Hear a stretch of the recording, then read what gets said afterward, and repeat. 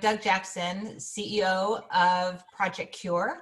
I want to thank you so much for being willing to take the time and talk to us a little bit about your background and your experience, and a little bit about what Project C.U.R.E. is doing during these really challenging and different times in our life. And the series is called People of PQMD, and it's really designed to help our members get to know each other a little bit more, especially since we can't be face-to-face as we would normally be. I just have a few questions that I'd like to ask you over the next 15-20 minutes. And so if that's okay with you, I'm gonna get started. In doing research about your background and who you are, I noticed that you have a PhD and a JD and have worked in business and in charity and the philanthropy sectors almost your whole life. You've taught leadership at the university level, and you yourself have led universities and been named in Who's Who. And you've also received many other leadership awards, and most recently been given the Titan 100 award. So congratulations on that. So in this time of COVID-19, what sorts of leadership skills are most important to you in your own work, but also navigate your organization through this crisis?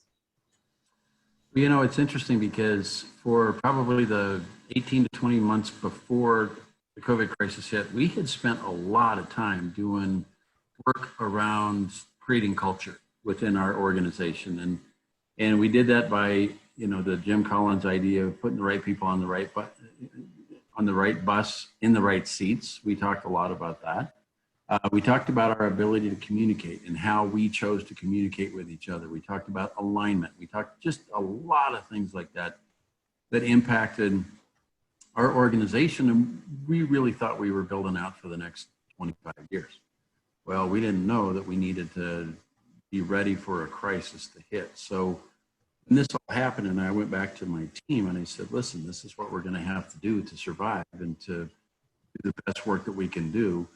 We were in alignment on a whole lot of things because we had been working on it. And I have friends of mine that are also CEOs and you know, leading organizations and things. And the problem with that is it's like, if you never train for the race and then you have to get up and go do the race, you're just not ready for it. And this for us was a huge race. It was honestly painful getting through the culture part of the last 18 to 24 months because some people got off the bus.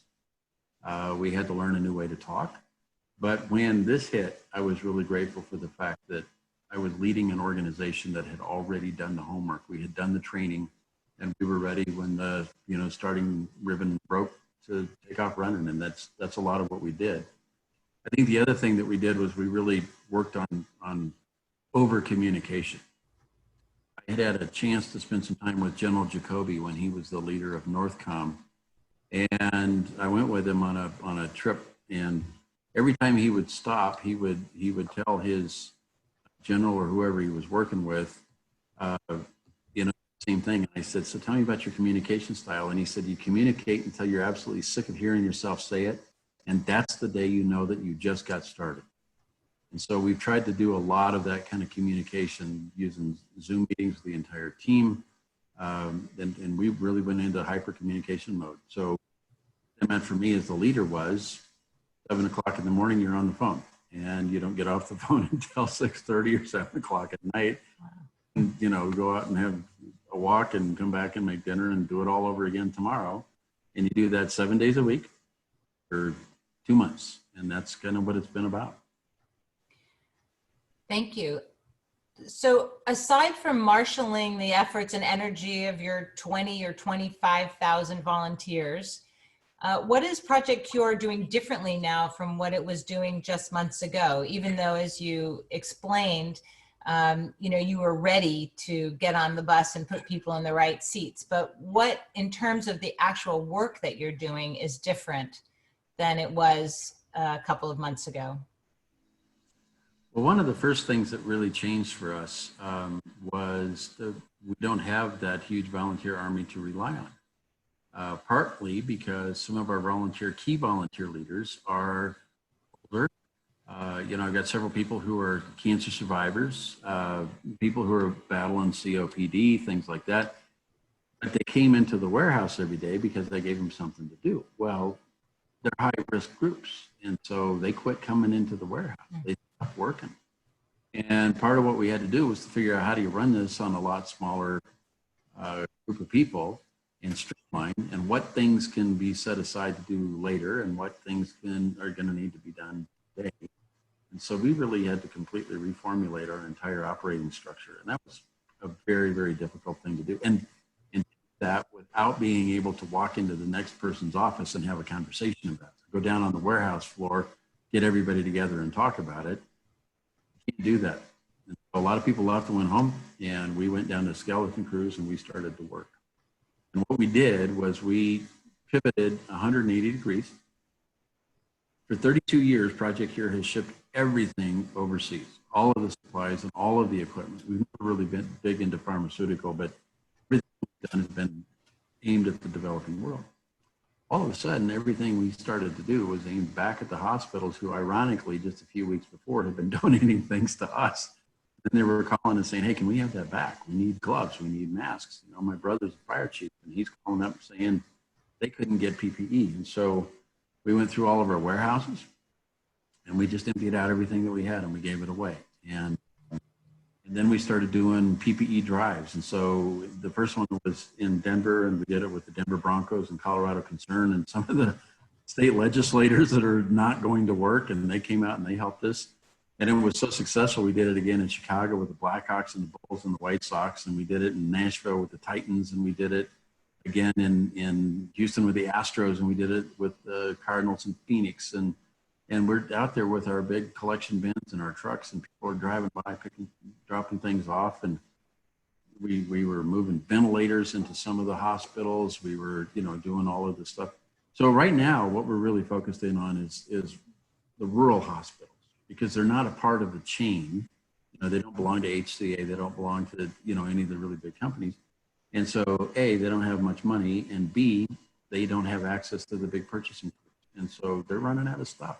And now we're taking things with groups like Angels Flight, and we'll fly things in. Rangeley, Colorado has one ventilator, and it broke the other day. So we had a ventilator, and we put it on a little tiny plane and flew it out there and hooked the patient up to it, and it was a good outcome.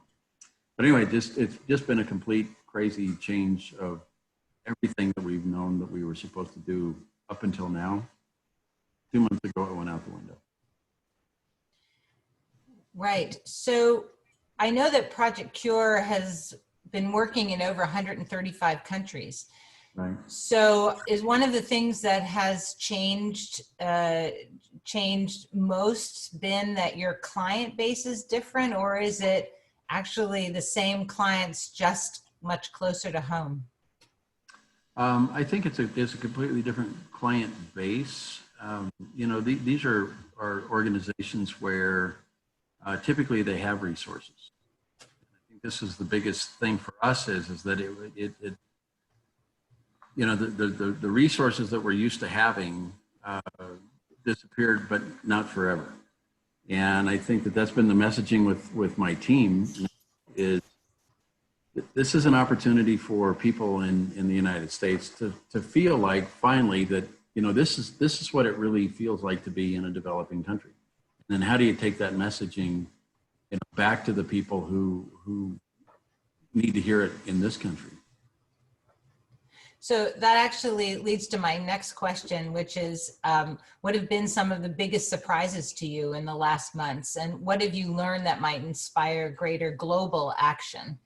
So recognizing that this isn't going to last forever, and that your work in all of these other countries is actually critical to access to healthcare and access to medicine.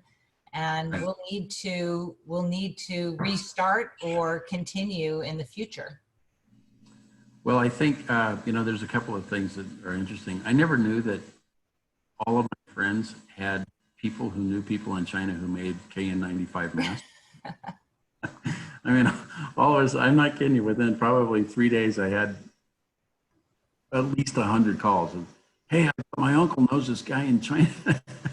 And that's been a really interesting, development, because before nobody knew how to get anything out of China, and now all of a sudden everybody's an expert. Right? And that's been fascinating to watch all of that happen.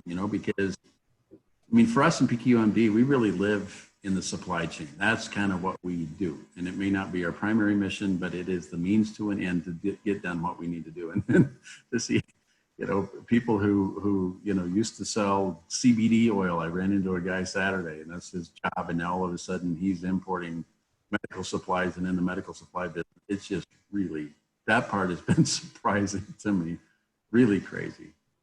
A few years ago, I had the opportunity to spend some time with Thomas Friedman, and the author, and we were talking about a lot of these kind of pandemics and 9/11 and all that stuff. And he just said, that just stands for the proposition that if you don't visit the bad neighborhood will visit you. And I don't know any other way to describe it than that. This is one of those things. I mean, we skated around Ebola, not going to happen here. We were a little concerned about it, but didn't hit.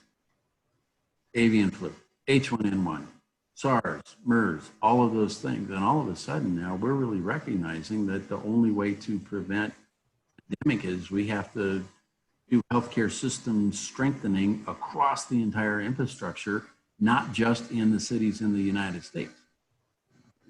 These little community hospitals here in the U.S., Nebraska, Kansas, Missouri, Montana. What are we doing to healthcare infrastructure strengthen those places? And that's the conversation I think that we need to have, because Friedman was right. You don't know where the problem is, the problem comes to you. And this problem has cost us trillions and trillions and trillions. Maybe we will never really truly economically recover from this one. Big mistake. Well, I hope that we will. So PQMD, as you mentioned, is really a coalition of leaders who, of course, feel very similarly to you about the fact that global health in general is a responsibility and an issue for all of us. So what has PQMD meant for Project C.U.R.E, and how have you, what do you think about being a member of PQMD? Well, this is such a great organization, and I'm, a huge fan and a big supporter of yours and your team and the whole group. And I think for us to first of all, to be able to access the forums where, whether it's myself or Janet or somebody else on this team, to talk to the other teams, to find out what other members are doing. I mean, that's absolutely essential. I don't know how you would survive in a situation like this without access to those kind of answers and those types of conversations. I think that's absolutely critical. And I think the other thing is that, again, sort of back to the N95 mask thing, there's got to be a gold standard, right? When anybody can get on the internet and you can post whatever you want to say, somebody's got to be telling the truth. And how do you know?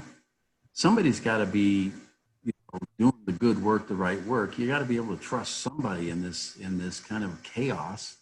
And who do you know? And that's something that's really important, because I know that if we pick up the phone and we call somebody who's part of PQMD, one of our fellow organizations, whether it's on the not-for-profit side or the for-profit side, we trust them. And that goes so far in a situation like this, when you're really trying to figure out who's real and who's not real, and you just don't have time to mess around and develop that relationship. Already done. And that's absolutely critical. Absolutely. So quality and efficiency are essential in dealing with a pandemic or any disaster or even any humanitarian crisis. People need help urgently. So thank you very much for that. And finally, I have one last question. I noticed from your bio that you are the son of Chief Uzume of Nkume from Nigeria. Right. And I'm just wondering if you could tell us a little bit about how that came to be. It was a very cool honor that they gave my dad because of the work that we had done in Nigeria. We actually were very instrumental in standing up a couple of big hospitals. One of them was the teaching hospital in Imo State, Nigeria. And the governor of Imo State and some other people brought my dad back to Nigeria and said, we'd like to bestow on you an honor. And, you know, he's been the recipient of awards and plaques and things like that for his efforts to found Project C.U.R.E 1987. You know, he's been at it for a while. Anyway, they came out and it was a big deal. They cannon and all of this kind of stuff. And apparently this tribe had never designated a chieftainship on anybody outside of Nigeria ever. And my dad was the first one to do that. So that was a very neat thing. I don't think, honestly, it really dawned on him what had happened until he was coming home and he had his chief's robe. And of course, there's a scepter thing that they make out of, you know, a tail, and there's beads and berries and all kinds of stuff that just only the chiefs are supposed to have. Well, anyway, he had his robe hanging out on the back of the door in his hotel room, and he was getting packed and he was writing in his journal. And the man came to clean the room and knocked on the door, and my dad said, no, come on in and you can start while I'm just getting packed up and ready to go. The man turned around and he saw that robe, and he kind of went down on his knees and said, I'm sorry, Chief, I didn't understand that, you know, whatever, and went backwards out the door of the hotel. And the same thing happened. They opened up his luggage in customs and started digging through the luggage and saw the chief's robe and put everything away and closed the luggage and picked him up and hand escorted him all the way to the airplane and everything. And he told me when he got home, he said, wow, I think this was a lot bigger deal than what I understood it to be. So anyway, so it's kind of fun. But I put that on my resume, and then I'll go places to speak, and I clearly don't look like somebody who was born in Nigeria. So it kind of is a little bit of a confusion to some people, but a pretty neat honor for my family. Of course, when you get to start flying again, maybe you should borrow the robe and again get really good service as you go through the various airports, particularly in Africa. Anyway, with that, thank you so much. I really want to say again on behalf of PQMD how valuable your organization is as a member, and that we really recognize and appreciate all of the hard work that you do and the real impact that you're making around the world. And so thank you very much for your time today. I know you're super busy, as you say, from early in the morning till late at night. And thank you for continuing to have PQMD be part of your organization's success. Thank you. And thanks for all the great work you do and your leadership. It really is fun to serve with you. So I very much appreciate it. And thanks for the time.